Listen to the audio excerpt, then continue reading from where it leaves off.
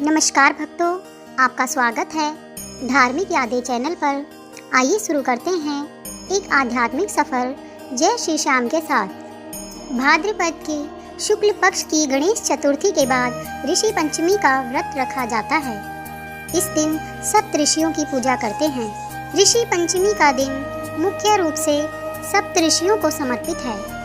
धार्मिक कथाओं के अनुसार ये 7 ऋषि हैं: ऋषि वशिष्ठ, ऋषि कश्यप, ऋषि अत्रि, ऋषि जमद अग्नि, ऋषि गौतम, ऋषि विश्वामित्र और ऋषि भारद्वाज।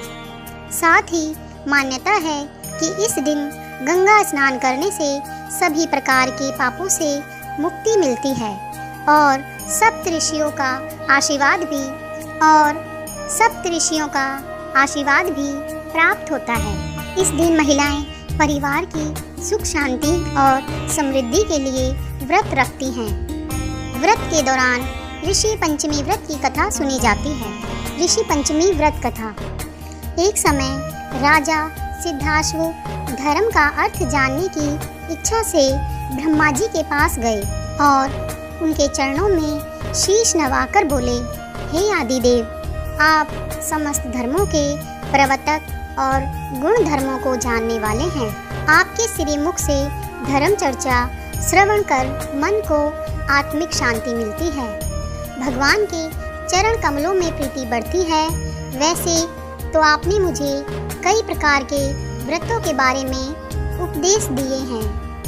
अब मैं आपके मुख से उस श्रेष्ठ व्रत को सुनने की अभिलाषा रखता हूँ, जिसके करने से प्राणियों के समस्त पापों का नाश हो जाता है। राजा के वचन को सुनकर ब्रह्मा जी ने कहा, हे श्रेष्ठ, तुम्हारा प्रश्न अति उत्तम और धर्म में प्रीति बढ़ाने वाला है। मैं तुमको समस्त पापों को नष्ट करने वाला सर्वोत्तम व्रत के बारे में बताता हूँ।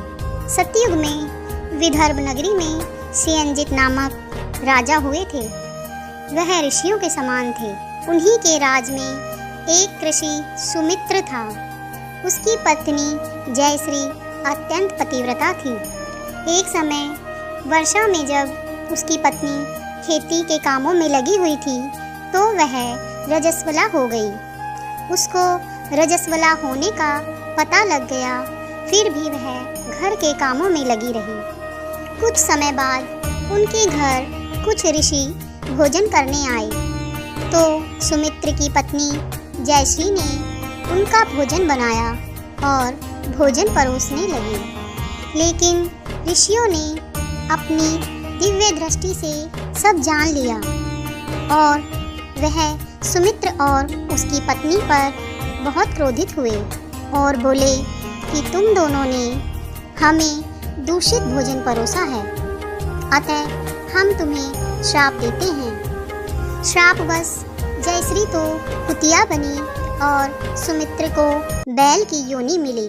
लेकिन वो दोनों धर्मपरायण थे, इसलिए उन दोनों को अपने पूर्व जन्म की सारी बातें याद थी।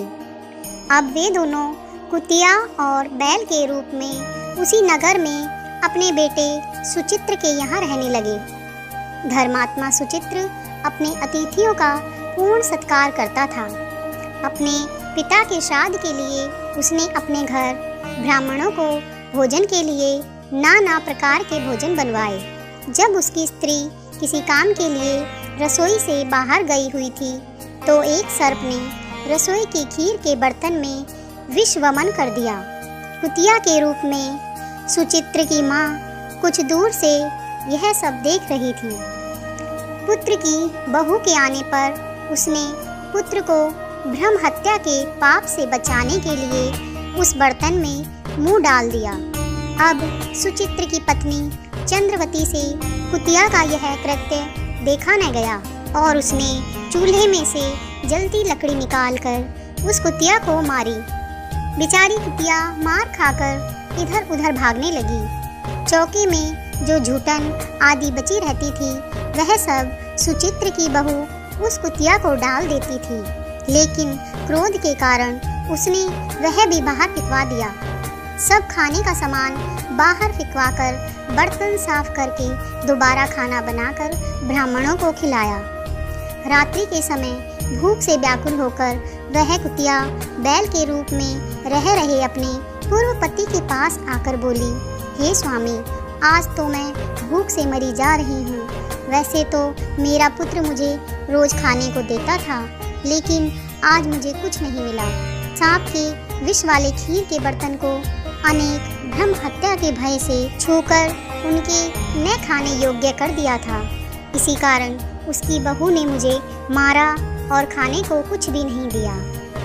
तब वह बैल बोला, हे भद्रे, तेरे पापों के कारण इस योनि में आज बोझा ढोते ढोते मेरी कमर टूट गई है।